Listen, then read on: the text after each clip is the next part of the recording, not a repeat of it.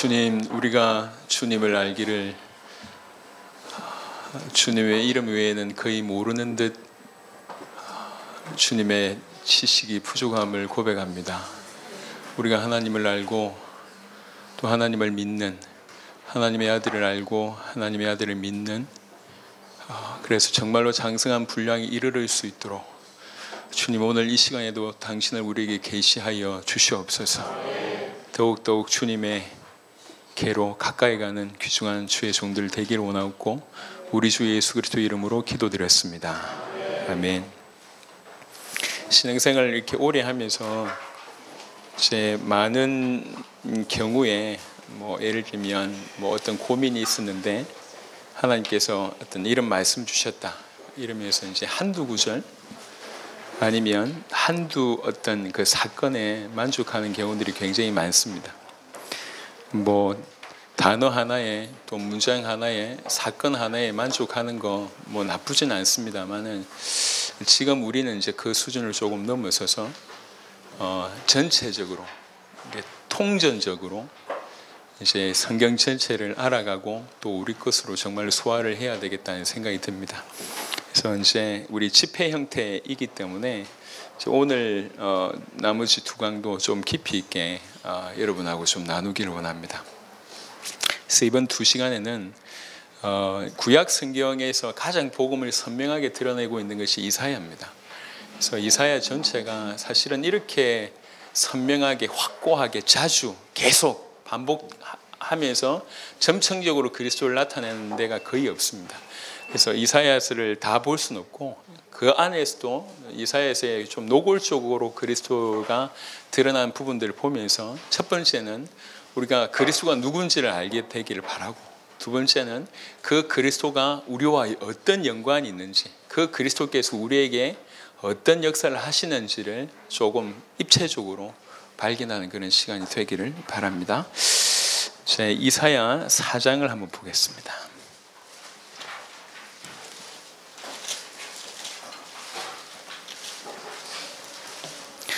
이사야 4장 한 절만 보겠습니다. 이사야 4장 2절에 보면 그날에 여호와의 싹이 아름답고 영화로울 것이요 그 땅의 소산은 이스라엘의 피난한 자를 위하여 영화롭고 아름다울 것이며, 오늘 한 열 몇 군데를 이제 그 구절을 찾아볼 건데요. 그 중에 이제 첫 번째가 이사야 4장 2절입니다. 여기에 보면 여호와의 싹이라고 하는 표현이 나옵니다. 체마흐 아도나이라고 하는 이 단어인데요. 이제 이 4장 2절을 나왔다는 것은 이제 그 전체 구절하고 연관이 된다는 얘기인데, 이거는 이제 이사야의 2장부터 4장 6절까지가 한 본문입니다. 그 본문인데 그 본문은 유다와 예루살렘에 관한 예언으로 되어 있습니다. 예언의 형태가 주로 어떻게 되어 있냐면 너무나 이제 하나님 앞에 배도하고 범죄하고 있기 때문에 그 배도와 범죄에 대한 부분을 지적하고, 그래서 반드시 심판이 있을 것이라고 예언하고 그 이후에는 다시 영광스러운 회복이 있을 것이다. 항상 이 세 구조로 되어 있습니다. 그래서 니네가 이렇게 잘못했어, 그래서 이런 일이 벌어질 거야. 하지만 그럼에도 불구하고 하나님께서 너희를 세우실 것이다. 그러니까 항상 배도와 범죄에 대한, 그리고 심판에 대한, 그리고 나서 회복에 대한 일들이 벌어지고 있습니다. 예를 들면 3장을 한번 보겠습니다. 3장 13절 14절에 보면 여호와께서 변론하러 일어나시며 백성들을 심판하려고 서시도다. 여호와께서 자기 백성의 장로들과 고관들을 심문하러 오시나니, 이제 이스라엘에 대한 소송이 소집되고 그 다음에 이스라엘에 대한 소송이 제기된다고 이제 볼 수가 있습니다. 그리고 나서 포도원을 삼킨 자는 너희이며 가난한 자에게서 탈취한 물건이 너희의 집에 있도다. 이제 고소장의 어떤 그 내용이 하나씩 낭독되기 시작합니다. 어찌하여 너희가 내 백성을 짓밟으며 가난한 자의 얼굴에 맷돌질 하느냐? 주 만군의 여호와 내가 말하였느니라 하시도다. 여호와께서 또 말씀하시되 시온의 딸들이 교만하여 느린 목 정을 통하는 눈으로 다니며 아기작거려 걸으며 발로는 쟁쟁한 소리를 낸다 하시도다. 이제 이 백성들이 지은 죄를 하나씩 이렇게 쭉 쭉 설명합니다. 그래서 결과 그것 때문에 17절부터 4장 1절까지 이러한 형벌이 내려질 수밖에 없음을 얘기합니다. 이러이러한 형벌이 임할 것이다. 이래 놓고 갑자기 급반전되면서 4장 2절에 하지만 그날에 여호와의 싹이 아름답고 영화로울 것이며 그 땅의 소산은 이스라엘의 피난한 자를 위하여 영화롭고 아름다울 것이다 하고 얘기를 합니다. 2절부터 쭉 보시면 3절에 시온에 남아있는 자, 예루살렘에 머물러 있는 자, 곧 예루살렘 안에 생존하는 자 중 기록된 모든 사람은 거룩하다 칭함을 얻으리니 이는 주께서 심판한 영과 소멸하는 영으로 시온의 딸들의 더러움을 씻기시며 예루살렘의 피를 그 중에서 청결하게 하실 때가 됨이라. 여호와의 싹이 이런 일을 한다는 것이죠. 거룩하게 하시고 죄를 씻기고 청결하게 하고 여호와께서 거하시는 온 시온산과 모든 지폐 위에 낮이면 구름과 연기 밤이면 화염의 빛을 만드시고 그 모든 영광 위에 덮개를 두시며 또 초막에 있어서 낮에는 더위를 피하는 그늘을 지으시며 또 풍우를 피하여 숨는 곳이 되리라. 이스라엘의 남은 자를 거룩하게 하고 그들의 죄를 용서하고 더러움을 씻으시고 그 땅의 피를 정결케 하고 더러움과 죄악을 소멸하실 것이다. 그리고 나서는 마치 광야에 이스라엘 백성들을 불기둥과 구름 기둥으로 인도하셨던 것처럼 백성들을 그렇게 인도하시면서 안식처가 되고 보호하실 것이다. 그리고 그를 예배하기 위해서 모여든 모든 사람들에게 그가 나타나시고 마치 장막과 같이 그들을 보호하시고 나타나게 하실 것이다 라고 하는 부분들로 여호와의 싹에 대한 얘기를 하고 있습니다. 멸망당할 수밖에 없는 중에 구원의 길이 없는데 여호와의 싹 대신 그리스도께서 오셔서 이렇게 백성들의 죄를 해결하시고 그들의 더러움을 씻기시고 정결하게 하시고 구름 기둥과 불 기둥처럼 보호하시고 장막으로 그들을 안으시고 안식처로 하나님 우리 주님께서 그 역할을 하실 것이다 라고 궁극적으로 드러나 있는 부분이 여호와의 싹이라는 것입니다. 그래서 만왕의 왕이며 만주의 주가 되시는 그런 그리스도의 모습을 뜻합니다. 특별히 이사야의 좀 전반은 그리스도를 뜻하면서 주로 어떤 부분을 많이 강조하고 있냐면 그가 우리 왕이다. 단순히 왕이 아니라 우리 백성들을 통치하시고 아끼고 사랑하시고 끝까지 품으시는 왕의 왕이요 주의 주다. 우리와 연관되어 있고 우리를 향해서 반드시 그가 그런 역할을 하실 거다라고 하는 부분을 굉장히 강조하고 있습니다. 그래서 우리는 오랫동안 그리스도에 대한 얘기를 들었습니다. 그리고 그리스도의 어떤 삼중직에 대한 얘기도 들었습니다. 그리고 그리스도의 십자가와 부활에 대한 얘기를 들었습니다. 그러면서 은혜도 받았고 나름대로 감동도 얻었습니다. 하지만 그 정도뿐이라는 거죠. 사실은 더 이상 깊어지지 않고 성경 전체에서 다양하게 우리에게 오시는 메시아가 어떤 분이심을 너무나 풍성하게 허락하셨는데 우리는 그냥 개념으로만 이해를 합니다. 그치, 그리스도가 우리의 구원자야, 기름 부음 받은 자야 라고 하는 핵심적인 것만 딱 전달받고 나머지에 대해서는 알려고 하지도 않고 또 계시받으려고 하지도 않고 그냥 그 상태에 항상 머물고 있는 겁니다. 내용이 너무나 풍성한데 그 풍성한 내용을 차마 우리가 이렇게 시도하지 못한 그런 세월들이 너무 오랫동안 되었던 것 같습니다. 그래서 아까 제가 기도 중에도 말씀드렸듯이 신앙생활을 이렇게 오래 해왔는데 우리가 막상 우리가 섬기고 있는 그분에 대해서 아는 것이 뭔가라고 질문을 던져봤을 때 우리의 알미 너무나 얕다는 거예요. 이게 너무 이건 뭔가 잘못됐다. 우리가 그분을 위해서 일평생 섬기고 그분을 따라가며 그분과 동행하는데 정작 우리가 그분에 대한 지식이 이렇게 얇구나. 성경이 없구나. 아니면 성경에 약하게 기록되어 있다면 모르겠지만 너무나 선명하게 기록되어 있는데 우리가 보려고 하지 않았고 알려고 하지 않았기 때문에 이게 감추어져 있었구나 라고 하는 생각이 듭니다. 오늘 우리의 생각을 빨리 열어야 돼요.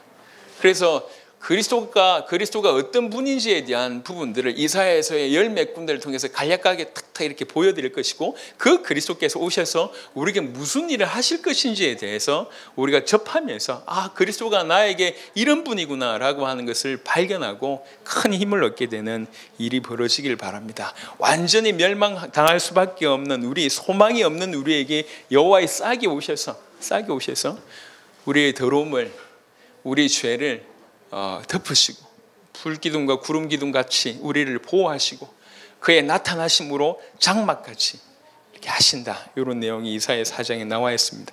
그리고 너무나 유명한 이사야서 7장에 대한 얘기를 좀 해보겠습니다. 7장 한 구절만 먼저 보겠습니다.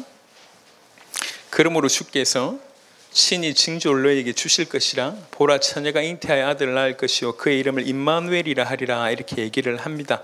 요건 좀 설명이 좀 필요합니다. 7장 1절부터 보겠습니다. 우시아의 손자 요담의 아들인 유다의 아하스 왕 때에 아람의 르신 왕과 르말리알의 아들 이스라엘의 베가 왕이 올라와서 예루살렘을 쳤으나 능히 이기지 못하니라. 어떤 사람이 다윗의 집에 알려 이르되 아람이 에브라임과 동맹하였다 하였으므로 왕의 마음과 그의 백성의 마음이 숲이 바람에 흔들림같이 흔들렸더라. 이것은 역대하 28장에도 잘 나와 있는데 설명을 좀 해보겠습니다. 이스라엘 북쪽에 아람이 있고, 그러니까 이스라엘이 나라가 이렇게 쪼개졌잖아요. 우리 남북처럼 이렇게 쪼개져서 이게 남유다고 이게 북이스라엘입니다. 북이스라엘인데 이쪽에 이제 요쪽 위에 아람이 이렇게 있다는 거죠. 근데 이제 요 이스라엘의 왕과 이 아람의 왕이 이제 쳐들어왔어요. 요때 왕의 이름이 유다 왕의 이름이 아하스라고 하는 왕입니다. 아하스라고 하는 왕인데 어느 정도 일이 벌어졌냐면 역대하에 보니까 이 두 나라하고 전쟁에서 아주 치명타를 입게 됩니다. 그래서 이제 아람 왕도 대승리를 하게 되면서 적지 않은 사람을 포로로 데려가고, 그 다음에 북이스라엘도 여기 와서 그 전쟁에서 하루에 12만 명을 죽이고 20만 명을 유다에서 포로 삼아가지고 이스라엘로 가는 얘기입니다. 아까 제가 첫 강 때 얘기를 좀 드렸잖아요. 두 나라 전쟁에서 큰 타격을 맺었는데 무슨 일이 벌어졌냐면 지금 요 두 나라가 동맹을 맺었다는 거예요. 요 두 나라가 동맹을 맺어서 이제 유다를 본격적으로 죽이겠다고 하는 얘기를 하는 거예요.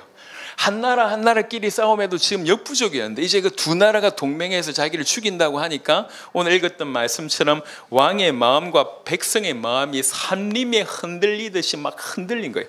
이때 이 시대의 역사, 이 시대에 활동하던 이사야에게 하나님께서 말씀을 주십니다.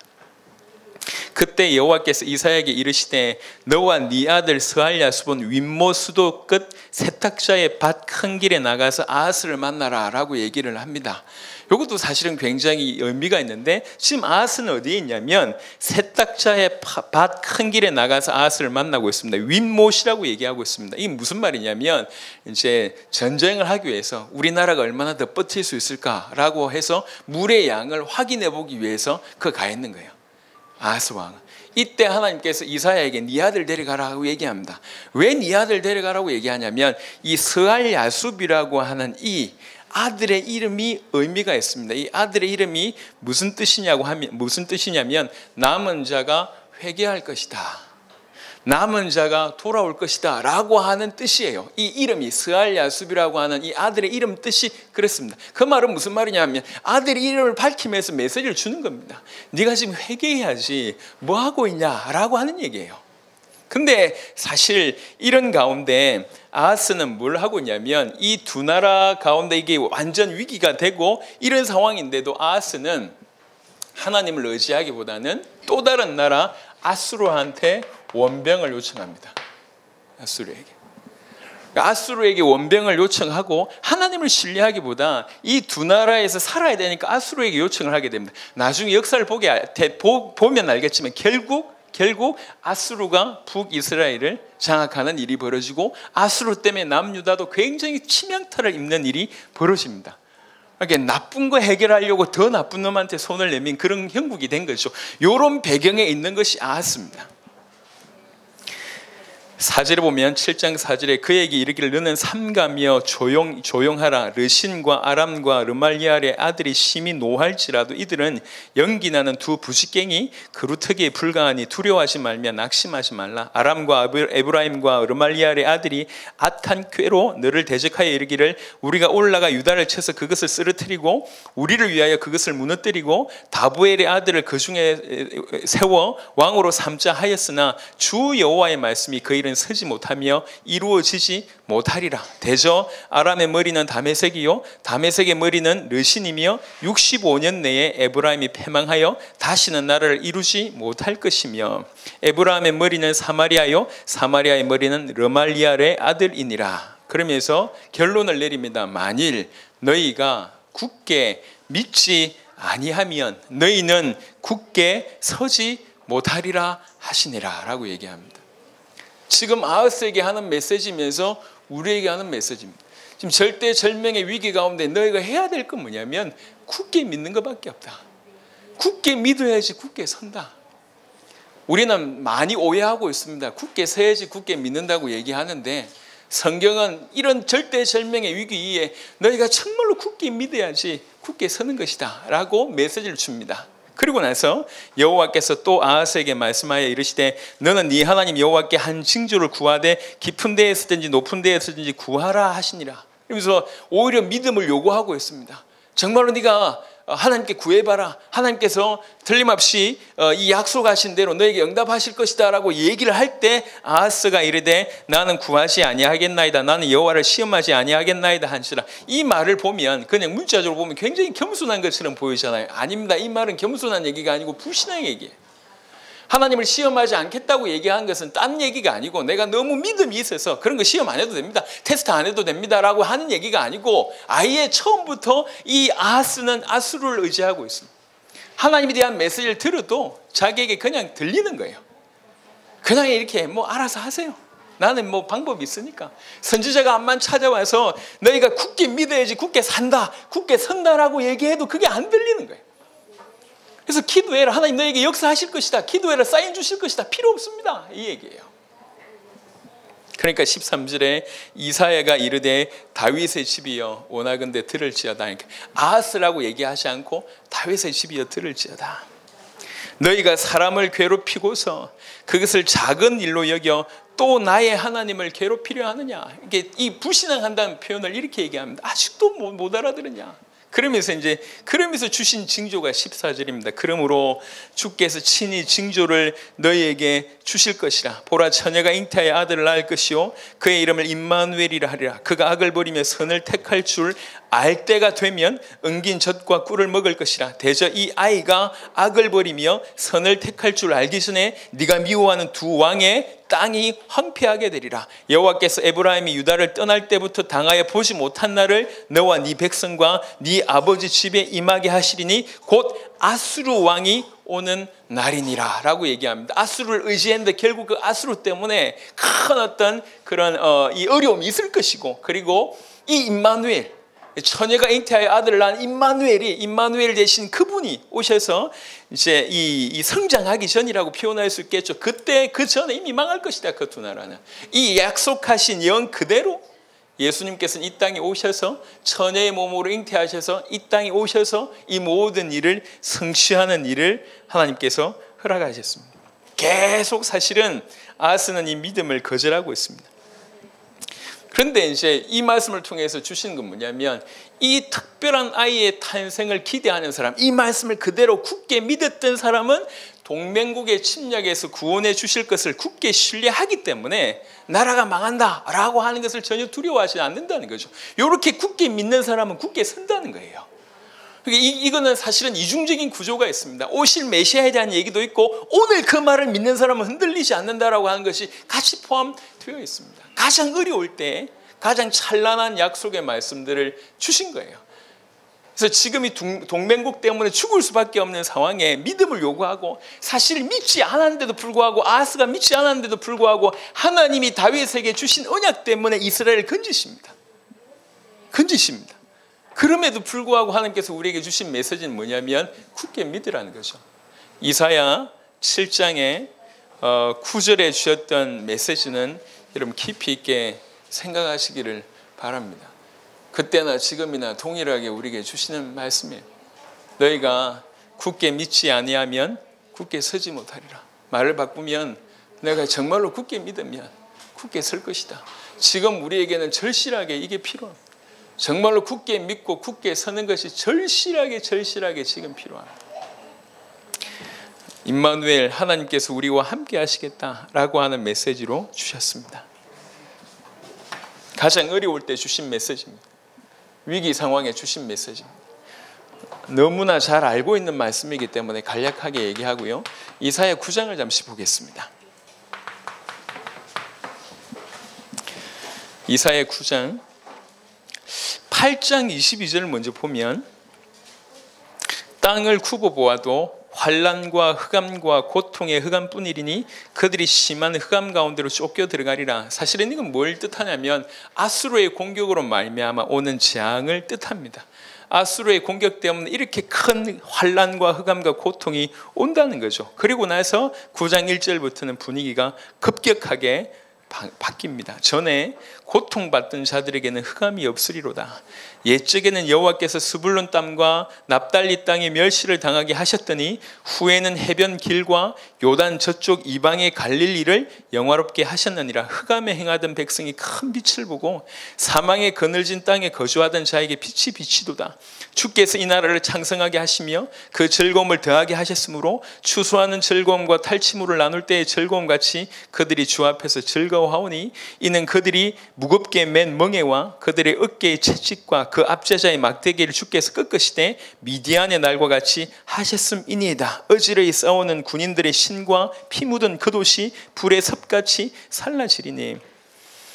왜 이런 일이 벌어지냐, 그 이유를 밝히고 있는 것이 6절과 7절입니다. 이는 한 아기가 우리에게 낳고, 이 아기는 이사야 7장에 나타났던 그 아기와 동일한 아기입니다. 이 아기가 우리에게서 낳고 한 아들을 우리에게 주신 바 되었는데, 두 번 강조합니다. 태어난 것과 주신 것을, 그러니까 인성과 신성적인 측면이라고도 해석할 수 있고 강조법이라고 해석할 수도 있지만, 이렇든지 저렇든지 상관없지만 그 아기가 와서 이런 일이 벌어진다는 거죠.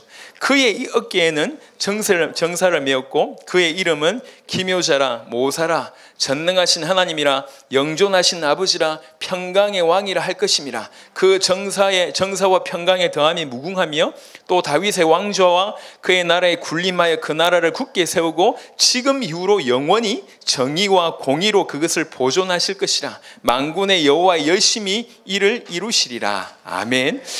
우리 주님이 어떤 분이신지를 굉장히 자세하게 쓰고 있는 부분이 이사야 9장의 말씀입니다. 다윗의 위에 앉은 메시아 때에 압제자들의 멍에와 채찍과 억압으로부터 하나님의 백성들을 구원하실 것을 얘기하고 있습니다. 피비린내 나는 전쟁으로 인한 군인들의 군화와 피 묻은 의복들이 모두 불태워짐으로 더 이상 전쟁의 위험과 적군의 위협이 없는 평화와 축복의 시대가 도래할 것을 그대로 예언하고 있습니다. 그 축복은 나라의 번영과 창성을 가져오고, 그게 어느 정도냐면 마치 추수 때의 그런 어떤 풍성함과 전쟁에서 승리한 후 전리품을 나눌 때처럼 그런 풍요로 인한 기쁨과 즐거움으로 가득할 것입니다. 전쟁을 경험한 세대들은 이 말이 어떤 의미인지 알게 될 것입니다. 그런데 그 즐거움의 기원은 이 아기, 즉 주님으로부터 오는 것이다 라고 밝히고 있습니다. 왜 그렇습니까? 이 아기가 바로 이런 분이시기 때문입니다 라고 얘기하면서 그 아기의 이름을 하나씩 열거하고 있습니다. 그 이름에 대한 얘기를 좀 해보면, 성경에 보면 이제 기묘자라, 모사라 이렇게 해서 우리 성경에는 각각 다른 이름으로 되어 있습니다. 하지만 원래는 이 기묘자라, 모사라고 하는 것이 펠레 요에츠라고 하는 부분으로 한 단어입니다. 그러니까 우리말로 해석을 하면 모사의 놀라움, 아니면 위대한 모사, 아니면 통치자, 이런 뜻이에요. 그러니까 두 단어로 보이지만 하나는 수식이라고 볼 수가 있습니다. 그러니까 위대한 모사, 아니면 모사의 놀라움, 뭐 기이한 모사, 아니면 통치자, 이런 뜻입니다. 이게 펠레 유에츠라고 하는 뜻이죠. 위대한 모사다. 그리고 두 번째는 그분은 전능하신 하나님이다라고 얘기합니다. 엘 기보르라고 하는 단어인데, 전능하신 하나님, 기보르라고 하는 단어는 원래 영웅 내지는 용사라고 하는 뜻입니다. 그러니까 엘은 하나님에 대한 표현이잖아요. 그러니까 하나님은 영웅이시다, 아니면 용사이신 하나님, 이런 뜻으로서 영어로 하면 mighty God, 하나님께서는 전능하시다, 능하신 하나님이다 라고 하는 뜻입니다. 한 아기가 나타나는데 그 아기, 즉 그 메시아는, 메시아를 표현하기를, 이 메시아는 어떤 메시아냐면 이 메시아는 정말 위대한 모사다, 위대한 모사다. 그래서 우리가 메시아가 우리 인생에 왔다는 것을 한번 적용해 보세요. 위대한 모사다. 그러니까 위대한 모사, 그분이, 그 놀라운 모사, 기가 막힌 그 모사가 카운셀러, 원더풀 카운셀러라고 영어 성경은 대부분 해석되어 있는데, 원더풀 카운셀러가 항상 내 안에 계신 거예요. 그래서 우리가 주님의 인도를 받는다고 하는 것은 사실은 끝이라고 해도 과언이 아닙니다. 위대한 모사고 그분은 전능하신 하나님이라. 메시아에 대한 얘기를 하고 있습니다. 그리고 세 번째, 그분은 영존하시는 아버지다라고 얘기합니다. 아비아드라고 하는 단어인데 이거는 어떤 분은 이렇게 해석을 했습니다. 영존하신 아버지라고 하는 해석을 뭐라고 표현했냐면 영원을 소유하시는 분 내지는 영존하신 아버지이신 분 아니면 영원한 생명을 주시는 분 뭐 이런 뜻입니다. 여하튼 영원과 생명이라고 하는 것이 같이 들어가 있습니다. 영존하신 아버지다라고 표현을 하고 있습니다. 그래서 이 메시아가 어떤 성격을 가지고 있는지를 뜻하고 있는 귀중한 메시지입니다. 그리고 네 번째입니다. 네 번째는 평강의 왕이다라고 하는 단어인데요. 이 평강의 왕이라고 하는 것은 샤르 샬롬이라고 하는 단어입니다. 평강의 왕이다. 그는 다윗의 후손으로 영원히 통치하는데 통치의 방법은 공평과 정의를 이 땅 위에 굳게 세워나갈 바로 그런 특별한 왕인데 평강의 왕이다라고 하는 뜻입니다. 그래서 이사야 9장 1절부터 7절에 있는 이 메시아상 사실은 계속 점진적으로 그리스도의 메시지가 더욱 넓어지고 있는 겁니다. 그간에 지난주에 우리가 메시아가 어떤 모습으로 표상으로 나타났는지를 얘기를 쭉 해왔습니다만 그 좀 넓은 부분들을 조금 더 구체화시켜서 지금 얘기를 하고 있습니다. 이사야에서 안에서만 그리스도의 어떤 메시지를 우리가 묵상을 해봐도 그리스도가 이런 분이구나. 우리를 위해서 십자가 지시고 부활하시고 물론 맞는데 사실은 그 밑을 조금 더 보면 너무나 엄청난 메시지가 그 안에 포함되어 있습니다. 우리는 예수님을 그리스도로 믿고 알고 그와 함께 살아가고 있습니다. 즉 우리 안에는 주의 영, 그리스도의 영, 성령께서 계십니다. 또 그리스도께서 우리 안에 계시고 우리가 그 안에 있다고 하는 것이 성경적입니다. 그럼 우리가 섬기고 우리가 그 안에 있고 그가 우리 안에 계신 바로 그가 누구냔 말이에요. 그 예수가 누굽니까? 그 메시아가 누굽니까? 그 메시아는 기름 부음 받은 자 맞습니다. 하지만 단순하지 않다니까요. 사실은 청량할 수밖에 없을 정도로 굉장히 깊습니다. 제가 자주 얘기하는데 이제 하도 이해를 못해서 제가 이 얘기를 합니다. 이제 저도 축구하는 거 좋아합니다. 축구하는 거 좋아하고 그 다음에 여기 있는 친구들 중에도 공을 잘 차는 분들이 많아요. 하지만 우리가 축구를 하는 거하고 어제 또 대승을 거뒀던 우리 국가대표팀이 축구하는 거하고는 이게 분명히 다릅니다. 할 줄 알아요. 할 줄 안다라고 하는 면에서는 그와 우리가 똑같아. 대표팀과 우리가 똑같이 축구를 할 줄 알아요. 하지만 깊이를 논한다고 할 때 그 축구 국가 대표와 우리는 말할 수가 없습니다. 그 사람들은 사실 축구에 인생을 건 사람들이죠. 축구의 깊이, 전략의 깊이 탁월합니다. 비교할 수가 없어요. 축구라고 하는 것만 해도 그 깊이를 논하자고 할 때 뭐 말할 수 없을 정도로 깊습니다. 축구가 깊다고 얘기하기에 참 너무 씁쓸한데 여튼 축구가 깊어요. 어떤 사람에게는 충분히 인생 전체를 인생을 다 드리고 나서도 축구를 모르겠어 이렇게 얘기할 정도로 사실은 축구가 깊습니다. 실제로 그렇잖아요. 근데 우리는 그냥 축구 좀 한다면서 내가 우리 동네에서 좀 잘 찬다면서 이러고 앉아 있는 거예요. 그러면서 나 축구 안다라고 얘기하고 있습니다. 사실은 동네에서는 그 말이 먹어줄 수 있어요. 내가 좀 잘하니까 이렇게 먹어줄 수 있지만 객관적으로 볼 때 너무 기가 막힌 거예요. 사실은 축구는 그래도 돼요. 탁구도 그래도 되고 노래도 그래도 됩니다. 가수한테는 죄송하지만 그래도 됩니다. 사실은. 하지만 복음을 절대로 그렇게 하면 안 되는데 안 되는 복음을 우리는 그렇게 이해하고 있거나 그런 습성에 처져 있다는 거예요. 더 이상 알려고 하지 않는 깊어지려고 하지 않는 길을 막고 눈을 막고 있는 습성이 어느 순간에서부턴가 우리에게 들어와 버렸어요. 그냥 안 돼요. 예수 나 안다면서 그리스도 나 안다면서 복음을 전하면 저 모르는 불신자한테 가라면서 신나 불신자는 별 차이 없을 정도로 모르는데 그러고 있습니다. 이게 안타깝다는 거예요. 우리가 회복해야 될 것은 다른 게 아니라 우리에게 오신 그 메시아, 그 메시아를 통해서 하나님을 알 수 있는 길이 그 안에 있는데 성경을 통해서 메시아를 설명하고 있는데 이것들이 살아서 입체적으로 통전적으로 우리에게 와야 된다는 거죠. 이 메시아의 풍성함이 우리 가운데 전달되어야 된다는 겁니다. 그런 각도로 지금 보고 있습니다. 메시아가 어떤 분인지 연구하자는 거죠. 메시아가 어떤 분인지 주목하자는 거죠. 메시아가 도대체 어떤 분이며 그와 나가 어떻게 연결되어 있는지를 확인하자는 거. 그래서 우리 인생의 메시아가 실제로 리얼이 되자는 이 얘기를 계속 하고 있습니다. 그냥 지식이 아니고 사실이 되게 하자는 거예요. 위대한 모사며 전능하신 하나님이며 이 영존하신 아버지며 평강의 왕이신 그분이 지금 우리에게 오셨다는 거예요. 이 사실을 믿는 자들이 흔들릴 수 없는 겁니다. 메시아는 위대한 모사며 위엄 있는 통치자며 전능하신 왕이며 영존하신 아버지시며 다윗의 위에 앉아서 영원히 다스리는 전 우주적인 왕이며 진정한 평화를 가져오시는 분이십니다. 그야말로 놀라운 선언입니다. 놀라운 선언.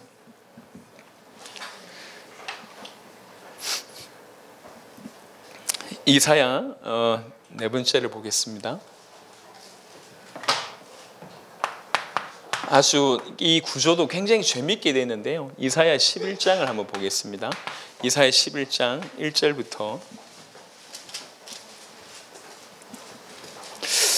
이사야 11장 1절에 보면 이새의 줄기에서 한 싹이 나며 그 뿌리에서 한 가지가 나서 결실할 것이요. 우리가 늘 익숙하지만 잘 한번 보세요. 이새의 줄기에서 한 싹이 나고 그 뿌리에서 한 가지가 난다고 합니다. 사실 이 표현은 무슨 표현이냐면 다윗이라고 표현하지 않았습니다. 왜 그러냐면 지금 이 시간대는 거의 다윗 왕조가 거의 붕괴된 그런 시점이에요. 그러니까 무너졌다는 거죠. 말로 얘기하자면 다 나무로 표현하자면 배임을 당한 겁니다. 그루터기만 남아있는 겁니다. 그 그루터기에서 연한 뭔가가 올라온 거예요. 정말 형편없는 이런 모습으로 얘기하고 있습니다. 자, 이게 굉장히 10장과 바로 앞에 있는 10장과 대조적으로 보이는데 10장은 뭘 얘기하고 있냐면 아까 그토록 의지하던 그 아수르에 대한 얘기입니다. 아수르가 일어나서 주변의 모든 나라들을 이 아수르가 징벌하는 역할들을 하게 됩니다. 10장을 보겠습니다. 10장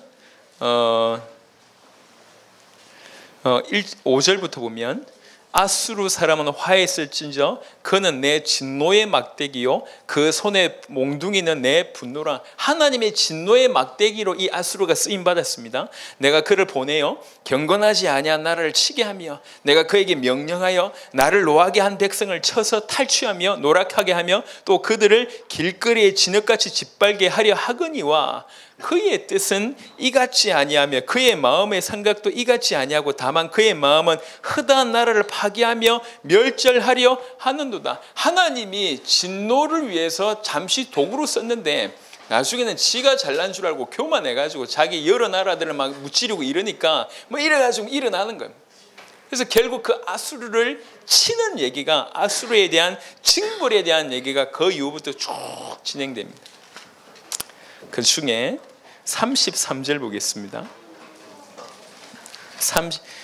이사야 10장 33절 34절 보라 주 만군의 여호와께서 혁혁한 위력으로 그 가지를 꺾으시니 그 장대한 자가 찍힐 것이요 그 높은 자가 낮아질 것이며 쇠로 그 빽빽한 숲을 베시리니 레바논이 권능 있는 자에게 배임을 당하리라 라고 얘기합니다. 자, 아수르는 지금 뭐라고 표현했냐면 빽빽한 숲이요. 지금 현재 아수르는. 그리고 지금 이스라엘은 하나의 배임당한 그루터기입니다. 그 그루터기에서 아주 조그만 순이 올라오는 이런 거예요. 겉으로 볼 때 아수르는 그냥 한 좀 괜찮은 나무가 아니라 빽빽한 숲입니다. 너무 대단합니다. 혁혁한 능력이 있는 그런 겁니다. 그런데 저기 보잘것없는 배임당한 그루터기에서 연한 순 하나 올라오는 거예요. 연한 순 하나. 그게 이 상황이 볼 때 기가 막히잖아요. 빽빽한 숲과 이게 비교가 되냔 말이에요. 저기 이제 뉴질랜드나 아니면 뭐 이렇게 미국의 어떤 또 저 캐나다의 그런 로키 산맥 같은데 보면 이 나무가 보통이 아니에요. 뭐 수백 년, 뭐 수천 년 먹은 나무들이 쭉 서 있는 경우들이 있습니다. 보면 정말 장관입니다. 큰 나무들이 빽빽하게 들어서 있는 게 얼마나 장관인지 몰라요. 그 빽빽한 숲과 이제 저기 불타가지고 배임당해가지고 거의 보잘것없이 민둥산인데 거기에 보잘것없는 나무에 그것도 그루터기에 순 하나 올라오는 거예요. 이렇게 비교가 안 될 거 아니에요. 세상의 눈으로 볼 때는 비교가 안 됩니다. 그래서 이 사람들이, 이스라엘 백성들이 그런 눈을 가지고 있으니까 아수르한테 지금 매달린 겁니다. 근데 그 아수르를 하나님께서 쇠로 그 빽빽한 숲을 배신이네. 하나님께서 그 쇠로 빽빽한 숲을 베신다 이래놓고 하나님이 또 무슨 일을 하시냐면 그 이새의 줄기에서 한 싹이 나게 하신다. 그 이새의 줄기에서 한 싹이 나면 그 뿌리에서 한 가지가 나서 결실하게 하신다는 거죠. 그게 2절에 보니까 그의 위에 여호와의 영, 곧 지혜와 총명의 영이요 모략과 재능의 영이요 지식과 여호와를 경외하는 영이 강림하시리니, 그 보잘것없는 그곳에 주의 영이 강림하신다는 거예요. 그가 여호와를 경외함으로 즐거움을 삼을 것이며 그의 눈에 보이는 대로 심판하지 아니하며 그의 귀에 들린 대로 판단하지 아니하며 공의로 가난한 자를 심판하며 정직으로 세상의 겸손한 자를 판단할 것이며 그의 입에 막대기로 세상을 치며 그의 입술의 기운으로 악인을 죽일 것이며 공의로 그의 허리띠를 삼으며 성실로 그의 몸에 띠를 삼으리라 라고 얘기합니다. 그 완전히 성령의 어떤 충만함을 받아서 이렇게 백성들을 보호하고 다스릴 것을 얘기하고 있습니다. 그래 놓고 그때에 이리가 어린 양과 함께 살며 표범이 어린 염소와 함께 누우며 송아지와 어린 사자와 살찐 짐승이 함께 있어 어린아이에게 끌리며 암소와 곰이 함께 먹으며 그것들의 새끼가 함께 엎드리며 사자가 소처럼 풀을 먹을 것이며 젖 먹는 아이가 독사의 구멍에서 장난하며 젖된 어린아이가 독사의 굴에 손을 넣을 것이라. 내 거룩한 산 모든 곳에서 해됨도 없고 상함도 없을 것이니 이는 물이 바다를 덮음같이 여호와라는 지식이 세상에 충만할 것이니라. 전 지구상의 전 우주에 완전한 평화로 영원하고 우주적인 그런 평화가 이새의 줄기에서 나온 그 한 싹, 그 뿌리에서 나온 그 한 가지가 이런 일을 할 것이다. 타락전에 마치 에덴 같은 그런 상태로 회복시켜 주실 것이다. 완전한 평화의 나라가 되게 하실 것이다 라고 얘기를 하고 있습니다. 그날에 10절에 이새의 뿌리에서 한 싹이 나서 만민의 기치로 설 것이요 열방이 그에게로 돌아오리니 그가 거한 곳이 영화로우리라. 그런 일들이 계속 일어납니다. 나중에 11절부터 16절까지는 그렇게 다투던 북이스라엘과 남유다도 화해하고 회복하는 일이 벌어질 것이고 여러 곳에서 흩어져 있던 여호와의 백성들이 이렇게 돌아오고 회복하는 일이 벌어질 겁니다. 출발이 뭐냐? 이새의 줄기에서 한 싹이 나고 그 뿌리에서 한 가지가 났는데 사실 그것 때문에 말도 안 되는 이런 일들 통해서 일어날 거라는 거죠. 우리 눈으로 볼 때는 이 땅에서 우리가 메시아를 믿는다고 하는 것이 이와 다르지 않을 거라고 생각합니다. 우리 눈으로 볼 때는 세상이 마치 아수르처럼 빽빽한 산림처럼 보이고 우리 눈으로 볼 때 메시아는 정말 말도 안 되는 이미 죽었었던 그 거루터기에서 난 정말 작은 그난 연한 순같이 보일지 모르겠지만 하나님께서 행하실 역사는 쇠로 이것을 베어 버릴 것이고 여기에서 주의 성령의 기름 부음으로 모든 것을 완전하고 우주적인 평화를 이루어낼 것이라고 얘기를 하고 있습니다.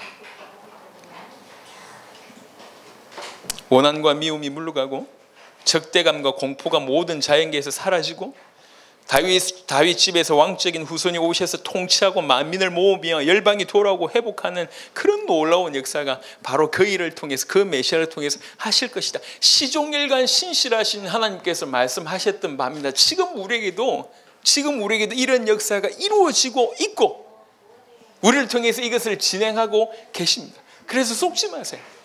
눈에 보이는 것 때문에 속지 마세요. 우리에게 와 있는, 우리가 눈으로 볼 때 기도하고 우리에게 실제로 역사하시는 것이 아직도 사실은 이 이사야 11장 같은 아주 작은 모습을 보일지 모르겠지만 세상과 비교해 볼 때 만분의 1, 천분의 1도 아닌 것처럼 너무나 연약한 모습으로 보일지 몰라도 그 위에 임하신 주의 성령은 지혜와 총명의 영이요 모략과 재능의 영이요 지식과 여호와를 경외하는 영입니다.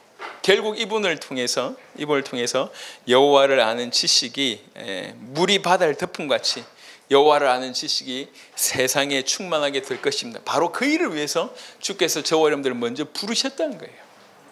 그래서 우리의 눈이 육신에 있느냐 믿음에 있느냐. 육신에 있을 때는 아수르 때문에 넘어질 수밖에 없어요. 아수르와 같은 세상, 저 빽빽한 산림 같은 저 세상에 넘어질 수밖에 없습니다. 비교가 안 되잖아요. 그 빽빽한 살림과 이 말도 안 되는 그루터기에서 나는 연한순 이거하고 비교가 되냔 말이에요. 육신으로 볼 땐 그렇습니다. 하지만 하나님의 신실한 말씀에 근거해서 볼 때에 미래는 또 현격한 차이입니다. 완전히 배어질 것이고 여호와를 아는 지식이 전 세상을 덮을 것이고 우주적이고 영원한 평화가 바로 이 그리스도를 통해서 오실 겁니다. 하나님께서는 틀림없이 그 일을 이루실 것입니다. 이루실 것인데 저와 여러분들 통해서 그 일을 하실 것이라는 거죠. 이사야 24장 21절과 23절입니다. 이사야 24장 21절부터 23절입니다. 그날에 마지막 날 심판날을 얘기합니다. 그날에 여호와께서 높은 데에서 높은 군대를 벌하시며 땅에서 땅의 왕들을 벌하시리니 이것 또한 이중적인 성격입니다. 강조를 얘기하는 거죠. 하나님께서 이 땅에 오셔서 높은 데에서 높은 군대를 벌하시고 땅에서 땅의 왕들을 벌하시리니 이 땅뿐만 아니라 영적인 모든 곳에서 심판하실 것이다.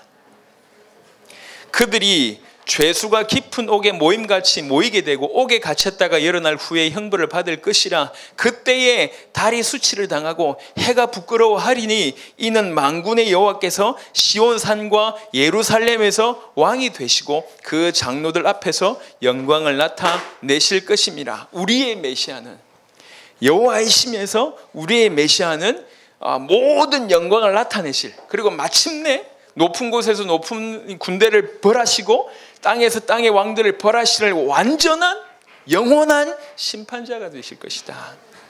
심판의 날에 오실 그런 심판주 되시는 만물을 다스리시는 왕이신 메시아를 뜻합니다. 우리가 이제 오래 지나면서도 가끔씩은 우리에게 익숙한 모습으로 기억될 때가 많거든요. 우리에게 익숙할 때 사실은 객관적으로 보기보다는 나에게 익숙한 모습으로 계속 보기를 많이 합니다. 예를 들면 사실 이제 그 부부끼리라도 부부의 어떤 모습에서 가정에서의 어떤 남편과 아내의 모습이 익숙하지 사실은 이 사람이 어떤 객관적인 모습을 놓칠 때가 많아요. 그러니까 아내가 남편을 무시할 때가 많고 또 남편이 아내를 무시할 때가 많아요. 왜 그러냐면 그냥 나하고 경험할 때면 별로 아니거든. 근데 사실 객관적으로 볼 땐 굉장히 유능한 사람이에요. 근데 밖에서는 어떻게 하든지 이미 나하고 익숙하니까. 제가 자주 얘기를 드렸는데 우리 그 딸이 뒤에 있습니다. 우리 아들이 있습니다. 딸과 우리 아들이 저를 아는가 하고 저의 객관적인 모습하고 많은 게 다르잖아요. 쟤네들은 그냥 많이 경험, 집에 와서 소파에 누워서 TV 보는 모습 이것만 익숙하거든. 그렇잖아요. 지 아빠는 집에 오면 항상 TV가 이렇게 조금만 애교 떨면 용돈 주는 아빠, 뽀뽀해주면 좋아하는 아빠, 요 정도로 뽀뽀쟁이 이러면서 막 요 정도로만 생각하고 있잖아요. 객관적인 모습을 모를 때가 많습니다. 우리가 늘 친하니까. 친한 모습. 왜 이 얘기를 하냐면 제가 정말 경계하고 싶은 건 우리가 메시아를 아는 부분에서도 그렇다는 거예요. 메시아를 이해하는 부분에서도 너무나 그 엄청난 메시아 중에 일부분만 알고 그것만을 계속 유지하려고 하는 생각들이 굉장히 깊습니다. 예를 들면 무조건 나를 사랑하시는 분, 아니면 이것도 이해해 주시는 분, 이런 분. 이렇게 입체적으로 보지 못하고 하나님은 우리 주님은 분명히 사랑의 주님이시면서 공의의 주님이십니다. 우리 주님 끝까지 우리를 이해하고 품지만 우리를 계속 견책해서 성장하게 하시는 분입니다. 항상 같이 갑니다. 우리가 그동안 경험했던 것들, 익숙했던 것들, 응답했던 것들을 가지고 그것이 마치 그 메시아의 전부인 양 착각한 것은 굉장히 위험합니다. 그래서 더욱더욱 메시아를 알아가는 것이 폭넓어야 돼요. 우리 주님은 우리 위해서 목숨까지 들이신 분입니다. 하지만 그 주님은 우리를 행한 대로 심판하신 심판주예요. 우리를 끝까지 사랑하시는 분이지만 우리가 행동한 거 그대로 심판하신 심판주라고. 우리 입의 말이, 우리의 무슨 생각이, 우리가 어떻게 행동했는지를 충분히 달아보시는 분이 그분이십니다. 그래서 높은 곳에서 높은 군대를 벌하시는 분이시고 모든 왕들을 벌하시는 분이십니다. 우리 주님이십니다. 이사야 28장을 보겠습니다.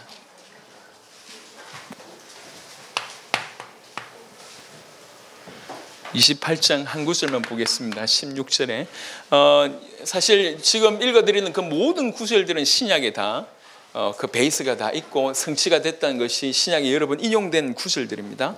이사야 28장에 16절 보겠습니다.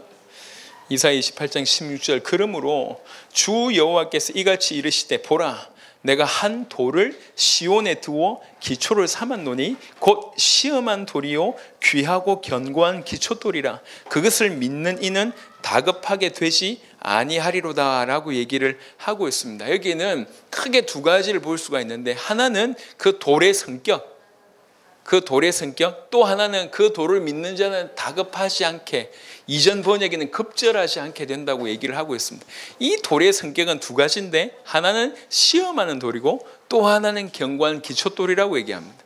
희한하죠? 이 돌의 성격이 그렇다는 거고 또 하나는 이 돌을 믿는 자는 다급하지 않는다고 합니다. 그리고 하나를 더 훑어볼 필요가 있습니다. 그대로 두시고요. 이사야 8장을 보겠습니다.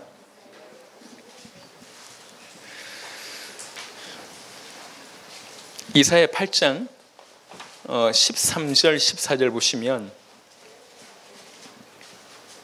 이사야 8장 13절 14절 보니까 만군의 여호와 그가 너희를 거룩하다 하고 그가 너희를 두려워하며 무서워할 자로 삼으라 그가 성소가 되시리라. 이 그는 누구죠? 여호와를 얘기합니다. 그러나 이스라엘의 두 집에는 걸림돌과 걸려 넘어지는 반석이 되실 것이며 예루살렘 주민에게는 함정과 올무가 되게 하시리니.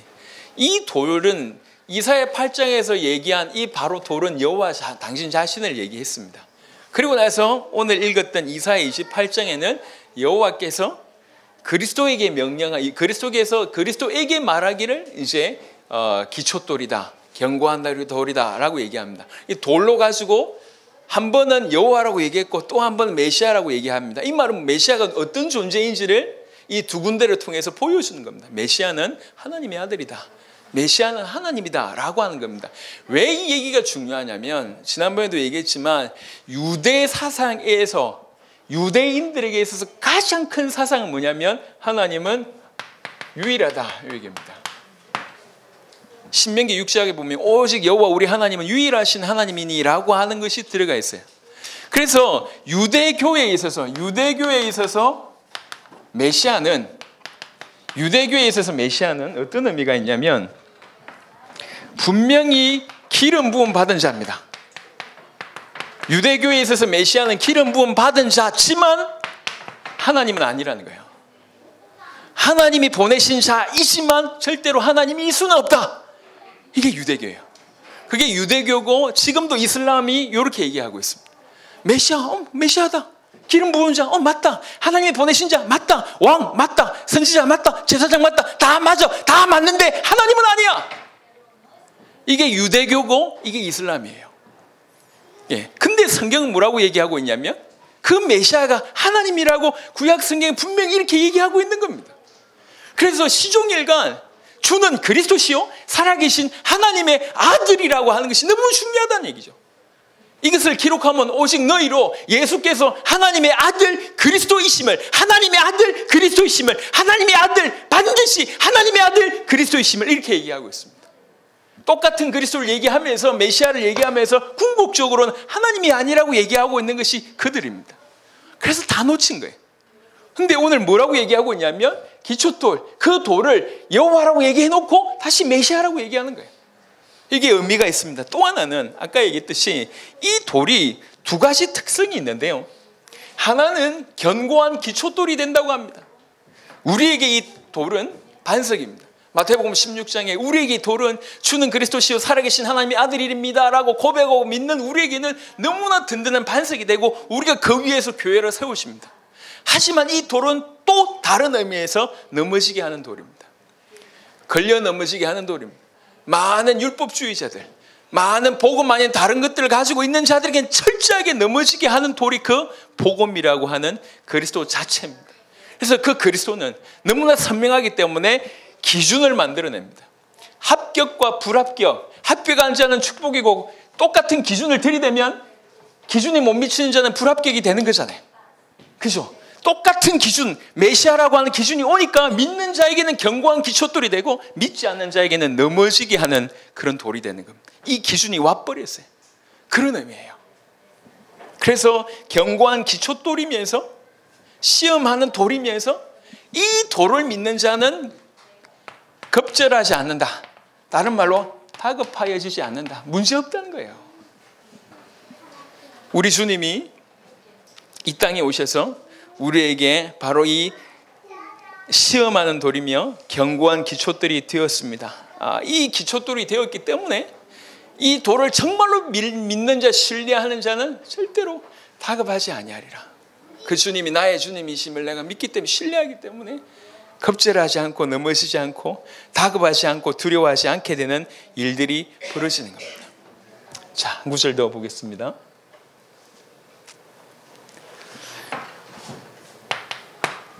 이사야 30장입니다. 30장은 좀 설명이 많이 필요한데요. 잠시 보겠습니다.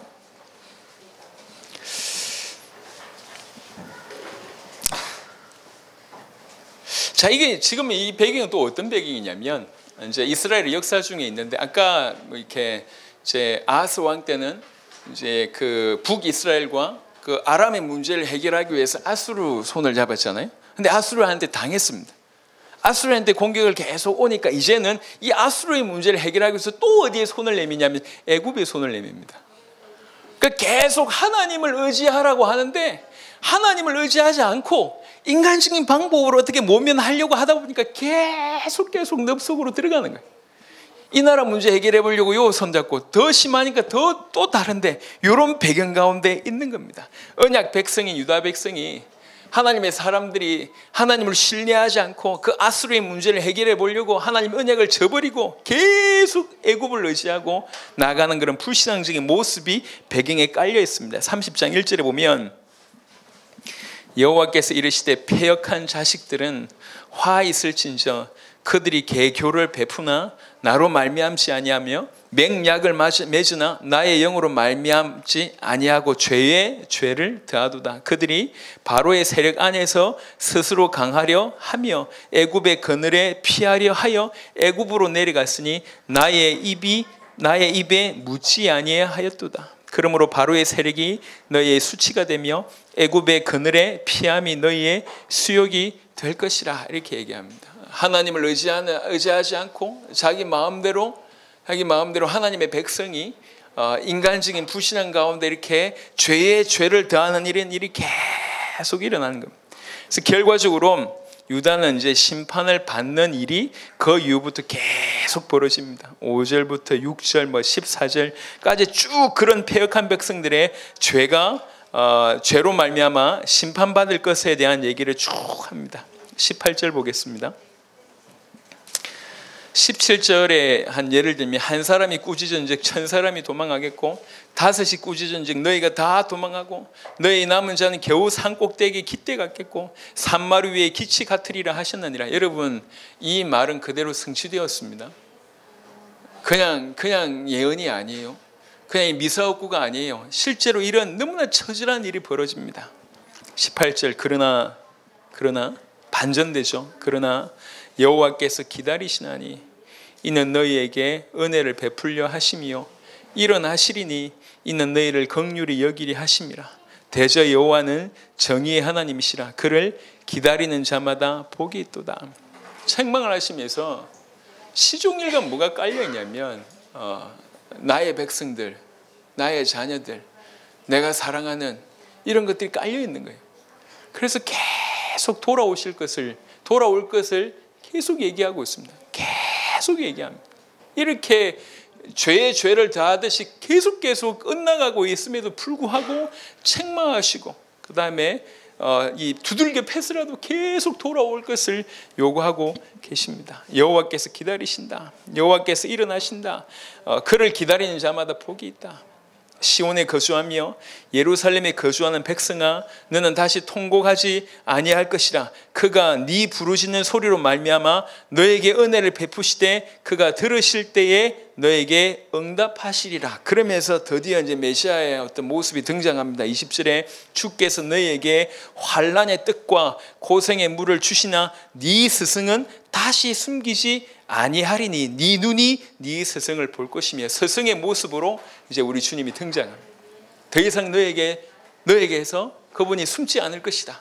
네 눈앞에서 나타날 것이고, 21절에 너희가 오른쪽으로 치우치든지 왼쪽으로 치우치든지 네 뒤에서 말소리가 너 귀에 들려서 이르기를 이것이 바른 길이네, 너희는 이리로 가라 할 것이며, 그 스승이 그렇게 할 거란 얘기예요.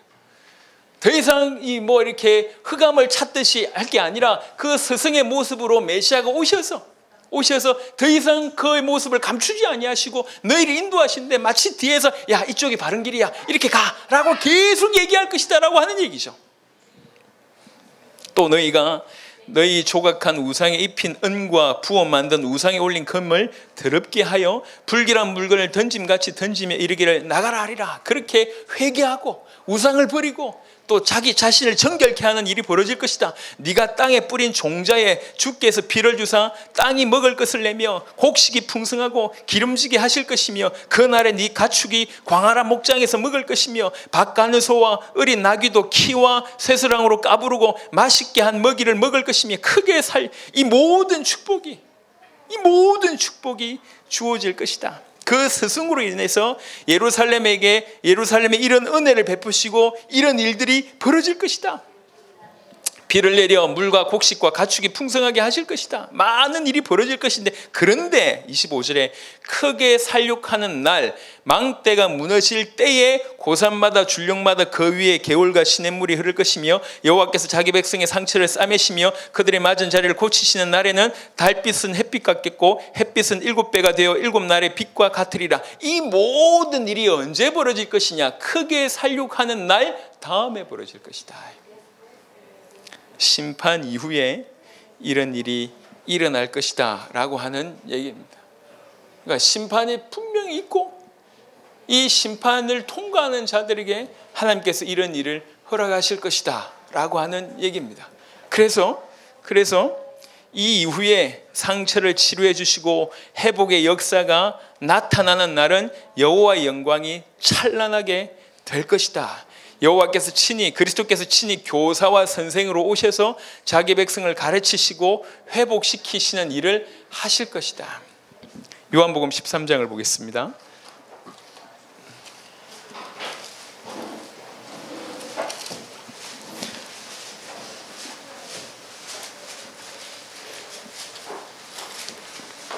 요한복음 13장 13절 14절. 요한복음 13장 13절 14절. 너희가 나를 선생이라 또는 주라 하니 너희 말이 옳도다. 내가 그러하다. 내가 주와 또는 선생이 되어 너희 발을 씻었으니 너희도 서로 발을 씻어 주는 것이 옳으니라. 스승의 모습으로 나타나셔서 이런 일을 하실 것이다 라고 하는 것이 신약 성경에 그대로 성취되었다고 하는 본문들이 사실 굉장히 많이 있습니다. 지금까지의 내용은 주로 어떤 이미지가 강하냐면 이 왕의 이미지가 굉장히 강합니다.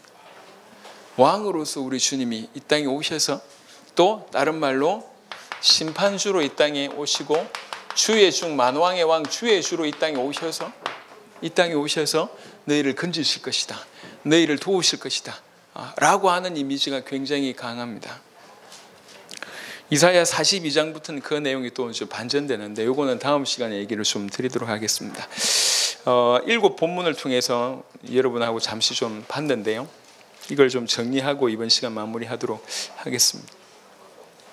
물론 이제 우리가 더 깊이 알려면 그 문장의 어떤 상황을 알 필요가 있습니다. 이게 어떻게 해서 나왔는지를 알면 더 깊어질 수가 있지만, 그렇지 않는다 할지라도 우리 마음에 뭐가 기본적으로 깔려 있어야 되냐면, 궁극적으로 우리가 뭘 알아야 되느냐, 알매에 대해서 좀 갈급해야 된다는 거죠. 우리는 하나님을 알아야 돼요. 하나님을 아는 지식이, 여호와를 경외하는 것이 지식의 근본입니다. 하나님을 알아야 돼요. 근데 이 하나님을 온전히 알 수 있는 방법을 하나님께서 성경을 통해서 주셨고, 이 성경은 메시아를 얘기합니다. 그래서 메시아를 통해서 하나님을 알아가는 것이 가장 올바르고 정상적입니다.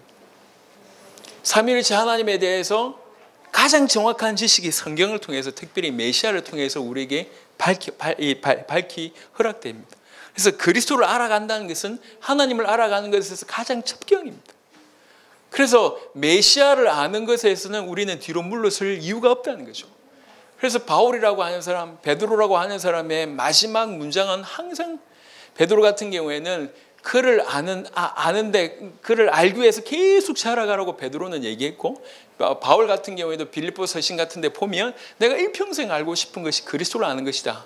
그리고 너희에게 지혜와 계시의 정신을 주사 그 하나님 알기를 원한다고 계속 얘기합니다.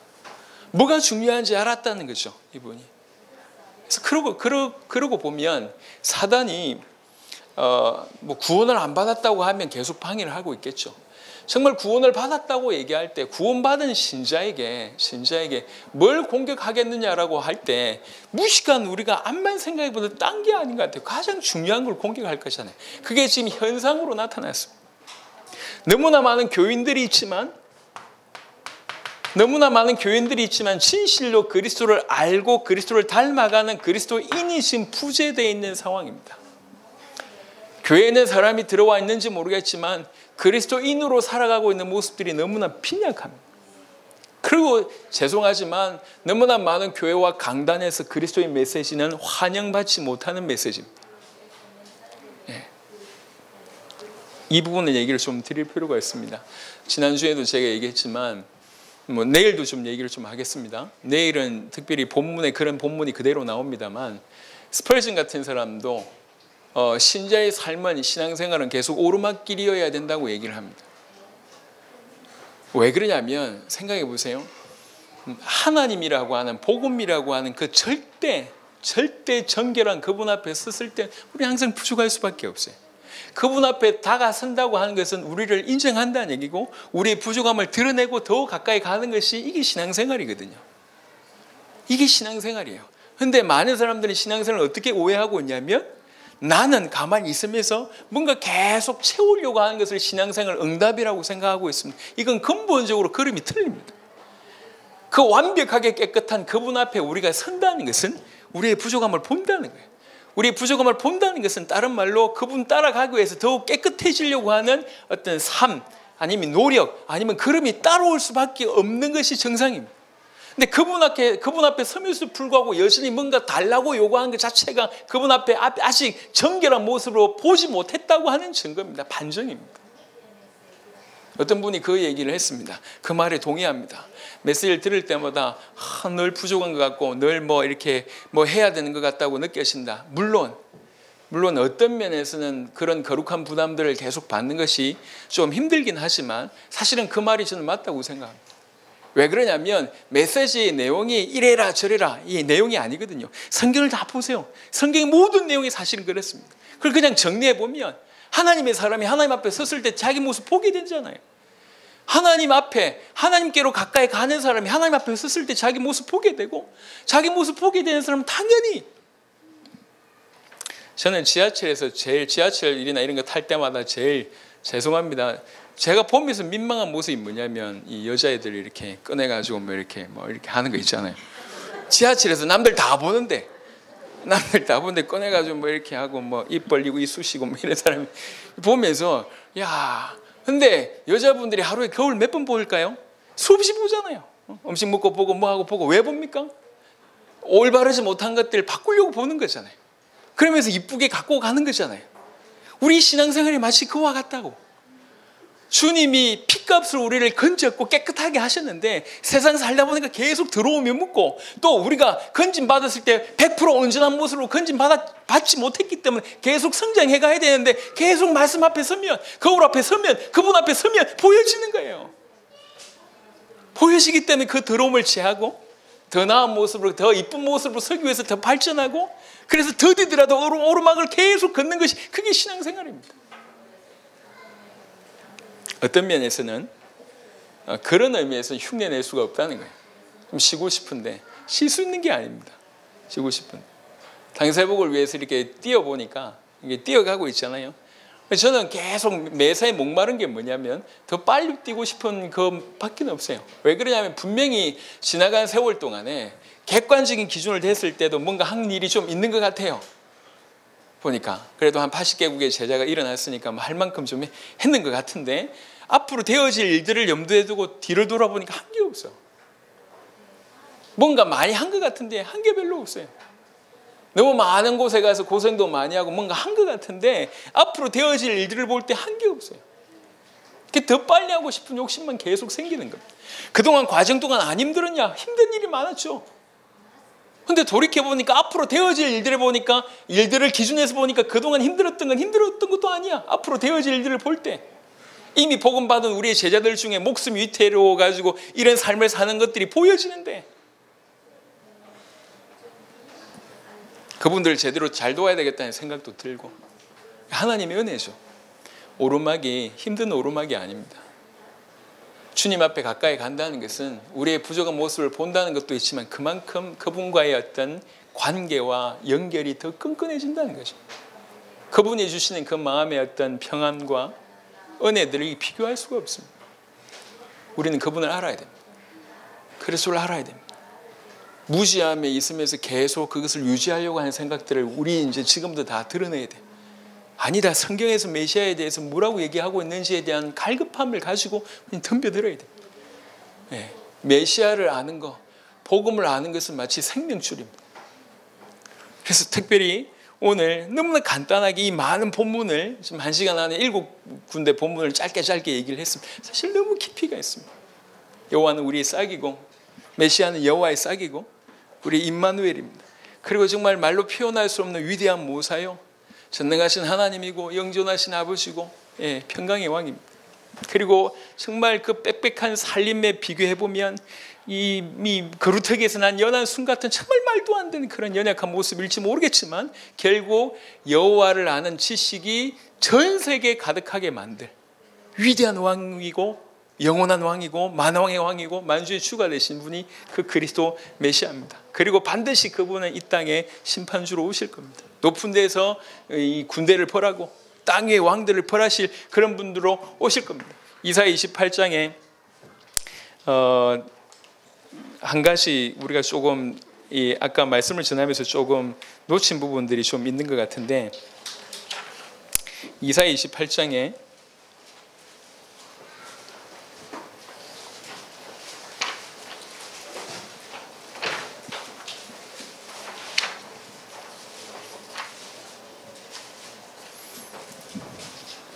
그 견고한 기초돌이요 시험하는 돌이다라고 하는 이 부분에 있어서 어떤 분의 얘기를 한번 좀 들려줄 필요가 있는데, 스미스라고 하는 분이 뭐 무슨 스미스인지 잘 모르겠습니다. 이분이 이 본문을 가지고 뭐라고 얘기했냐면 모든 예언 중에서 가장 웅대한 것이다 이렇게 표현했어요. 요 견고한 기초돌이고 시험하는 돌이다. 메시아가 전 인류에 있어서 기초돌이 되고 그 다음에 시험하는 돌이 된다. 시험하는 돌이면서 견고한 기초돌이 된다고 하는 이 예언은 성경의 모든 예언 중에서도 가장 웅대한 것 내지는 것 중에 하나다라고 표현을 했습니다. 그 정도로 굉장히 깊이 있는 부분입니다. 우리에게는 견고한 기초돌이 되지만 저 모든 사람들에게는 시험하는 돌이 되는 복음. 그래서 다른 사람들이 볼 때는 꺼려할 수밖에 없어요. 시험하는 돌이니까. 하지만 우리에게는 이것이 하나님의 능력이고 하나님의 지혜라고 하는 것이죠. 깨닫는 은혜가 있게 되기를 바라고, 그리고 이사야 30장을 통해서 다시 한번 우리 주님이 우리를 기다리고 계시고 우리의 영원한 스승이 되시는 우리 뒤에서 이것이 올바른 길이다 계속 지도하시고 그분을 따라갔을 때 결국 모든 것이 소생하고 회복하는 그런 일이 벌어진다. 이게 이제 이사야 30장에 나온 겁니다. 정말로 하나님 우리에게 은혜를 주셔서 그리스도가 매 순간 풍성해지는 일들이 일어나기를 그리스도 예수 이름으로 축원합니다. 같이 한번 기도했으면 좋겠습니다. 한 음성으로 주님 정말 우리에게 그리스도와 아는 지식을 더해 주십시오. 더욱더욱 이 계시를 우리에게 더해 주시사 그리스도에 목마르고 복음에 목마르고 하나님 당신 자체에 목마른, 그래서 계속 하나님을 알아가는 그런 하나님의 사람으로, 살아있는 사람으로 하나님 우리를 인도하여 주시옵소서. 우리 간절한 중심으로 한번 이 시간 다 같이 기도하면 좋겠습니다. 기도합시다. 살아계신 주님 감사합니다. 오늘 이 시간에도 귀중한 은혜를 우리에게 허락하시사 하나님의 약속의 말씀을 붙들고 하나님께 나아갈 수 있도록 축복하심을 감사합니다. 주님과 멀어져 있었던, 동떨어져 있었던 아버지 그 시간 이제 마감을 하며 주님 정말 더욱더 목마르게 메시아를 또 복음을 알아갈 수 있도록 역사해 주시기를 기도합니다. 예수가 그리스도라고 하는 이 폭발적인 메시지가 우리에게, 우리 뇌와 우리 머리와 우리 모든 부분에서 터져 나올 수 있도록 역사하여 주시옵소서.